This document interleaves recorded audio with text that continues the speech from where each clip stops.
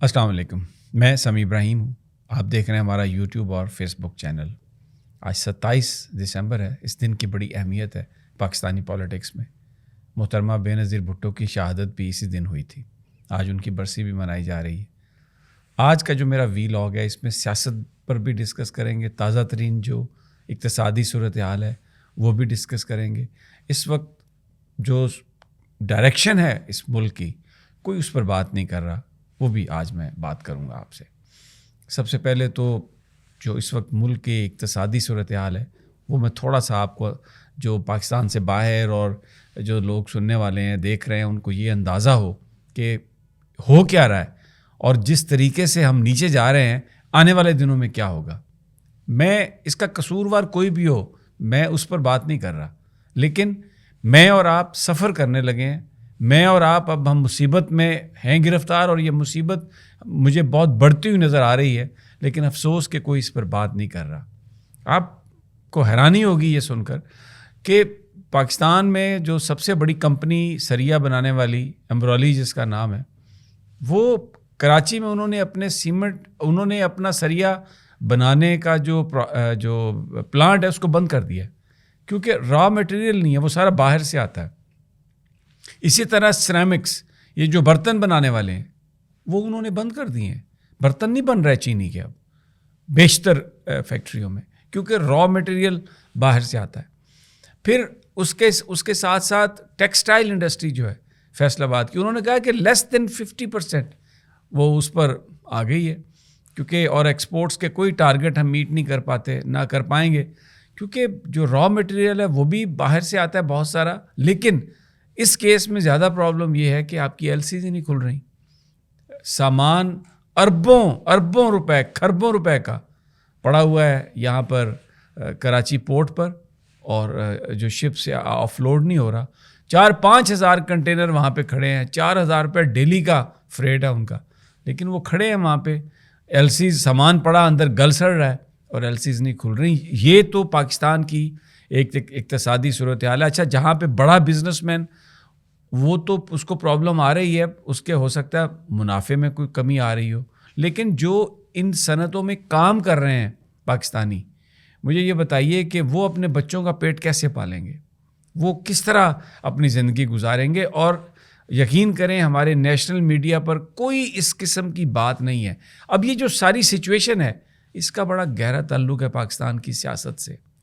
سیاست جو ہے وہ اکانومی اور سیاست اب دو مختلف چیزیں نہیں ہیں، یہ ایک ہی چیز کے، ایک ہی سکے کے دو رخ ہیں اور ایک دوسرے سے جڑے ہوئے ہیں. اگر سیاست ٹھیک نہیں ہے تو اقتصادی حالت بھی ٹھیک نہیں ہوگی. اس سے ہم سفر کر رہے ہیں. میں نے آغاز میں آپ کو بتایا کہ یہ محترمہ بے نظیر بھٹو جو ہیں ان کا یہ یوم شہادت ہے.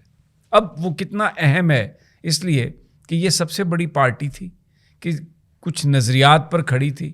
ذوالفقار علی بھٹو نے کوئی کمپرومائز نہیں کیا، باوجود اس کے کہ ضیاء الحق اس کی جان کے درپے تھا.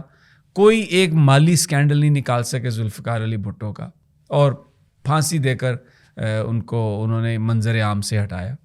پھر محترمہ بے نظیر بھٹو کو بھی دیکھ لیں، ذاتی حوالوں سے محترمہ بے نظیر بھٹو پر کوئی کرپشن کے جو چارجز ہیں وہ ثابت نہیں ہوئے. الزام کچھ لگے لیکن کچھ ثابت نہیں ہوا. اب تب تک پارٹی میں تھوڑا بہت ایک نظریاتی کارکن بھی موجود تھا اور نظریے پر بات بھی ہو رہی تھی. لیکن جب سے موجودہ جو قیادت ہے وہ آئی ہے، میں ابھی بلاول بھٹو پر تو میں بعد میں بات کروں گا، لیکن آصف علی زرداری نے جو پاکستان میں پالیٹکس کی ہے اس نے نظریے کو بدل دیا، معیشت کو بہتر. سب سے پہلے تو انہوں نے بے نظیر کو یہ اس بات پر قائل کیا کہ نواز شریف کے پاس بہت پیسہ ہے اور اس کا مقابلہ ہم پیسے سے ہی کر سکتے ہیں. بے پناہ پھر اس نام پر سودے ہوئے، ڈیل ہوئیں، اور ہر چیز میں پارٹنرشپ اور ایک بڑی رقم بنائی گئی. نظریہ سیاست سے نکل گیا. جب نظریہ سیاست سے نکل گیا تو پھر غریب آدمی کی ویلفیئر یا سوسائٹی کو اپ لفٹ کرنا یا پاکستان کو کوئی ڈائریکشن دینا وہ تو ختم ہو گیا. پھر تو ایک ہی ڈائریکشن رہ گئی کہ اپنا مال بناؤ. شریف بھی اپنا مال بنا رہے، زرداری بھی اپنا مال بنا رہے. مولانا فضل الرحمان کو دیکھیں، پتہ نہیں 2 دہائیاں وہ کشمیر کمیٹی کے چیئرمین رہے. لیکن کشمیر کے معاملے پر انہوں نے کچھ نہیں کیا. اور اس کی وجہ یہ ہے کہ انہوں نے ہمیشہ انڈیسائسو رہے. تو یہ وہ حالات ہیں پاکستان کے جس کی وجہ سے سیاست آج ڈیڈ لاک ہے. سیاست میں آج اس وقت ایک کشیدگی ہے بہت زیادہ. اسٹیبلشمنٹ جو نئی آئی ہے اس سے توقع یہ کی جا رہی ہے کہ وہ حالات کو بہتر بنانے میں کچھ مددگار ثابت ہوگی. لیٹ سی کہ وہ کیا اس میں, بیکاز میں ابھی بھی یہ بلیو کرتا ہوں کہ it is too early to say. اب آ جائیے ذرا کرنٹ ایسی اس ہارڈ جو پولیٹیکل ریئلٹیز ہیں ہماری.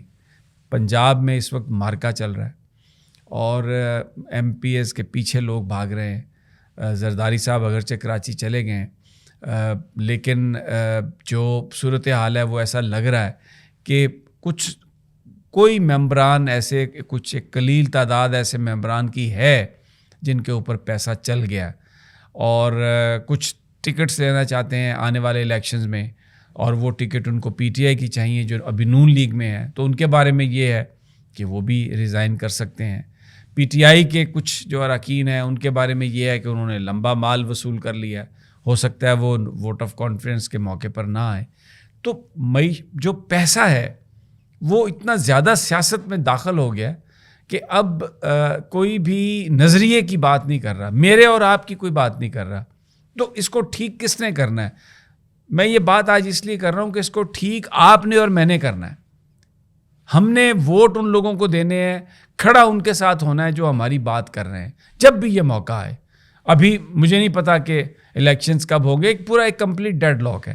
اس سارے ڈیڈ لاک میں جو اہم چیز آئی ہے, مولانا فضل الرحمان کے سمدی نے عمران خان سے کہا ہے کہ آپ آئیں گورنر ہاؤس کے پی میں آپ کا استقبال کروں گا.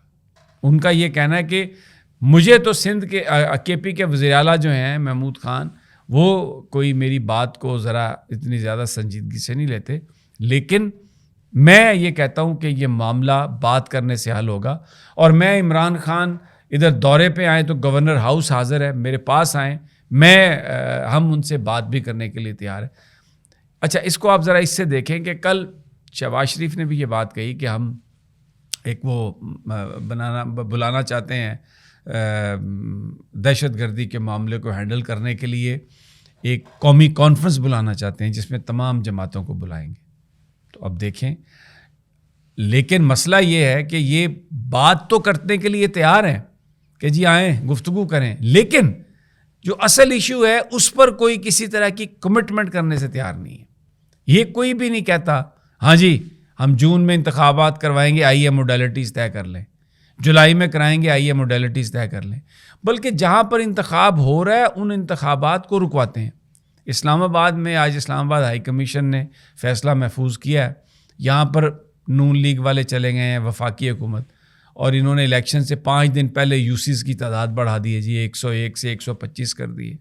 تو جناب اب یوسیز کی تعداد بڑھ گئی ہے تو کہتے ہیں کہ الیکشن ملتوی کروائیں, اب نئی حلقہ بندیاں ہونی ہیں. ہر وہ کام کر رہے ہیں جس سے الیکشنز آگے چلے جائیں. مجھے نہیں پتا یہ کیسی جمہوریت پسند پارٹیاں ہیں کہ جو الیکشن سے بھاگ رہی ہیں. ویسے ہمیں پتہ ہے انہوں نے کبھی اپنی پارٹی کے اندر بھی الیکشن نہیں کروائے. پارٹیوں کے اندر جمہوریت نہیں ہے تو اس ملک میں جمہوریت کہاں سے لے کے آئیں گے؟ انڈسٹری بند ہو رہی ہے, آدمی بے روزگار ہو رہے ہیں, سیاسی عدم استحکام ہے. ڈالر 260 روپے میں بھی نہیں مل رہا, مارکیٹ میں ہے ہی نہیں ڈالر. کہاں جائیں گے آگے, کیا ہوگا؟ مجھے آج ایک ڈاکٹر صاحب بتا رہے تھے کہ اتنا زیادہ کرائسس پیدا ہو گیا ہے چیزوں کا کہ جی جو ہاسپٹل لیبز ہیں جہاں پہ جا کے آپ ٹیسٹ کرواتے ہیں وہاں پر ٹیسٹ کی کٹس نہیں ہوں گی, آپ ٹیسٹ نہیں کروا سکیں گے. ہاسپٹلس کے اندر جو ٹریٹمنٹ ہے, جو دوائیاں باہر سے آتی ہیں, آپ یقین کیجئے کیونکہ اس کا را مٹیریل باہر سے آتا ہے, بہت ساری چیزیں اب یہاں پہ مینوفیکچر ہو رہی ہیں, نہیں آپ کو ملیں گی. ایک بڑی عجیب صورتحال ہے, بڑی خوفناک صورتحال ہے, لیکن اس پر نیشنل میڈیا خاموش ہے. نان ایشوز پر ہمیشہ بات ہو رہی ہے, سیاسی بیانات پر بات ہو رہی ہے. Very sad affairs. ابھی جیسے جیسے چیزیں انفولڈ ہوں گی انشاءاللہ آپ سے شیئر کریں گے. اجازت دیجیے اگلی ویڈیو تک. اللہ نگہبان.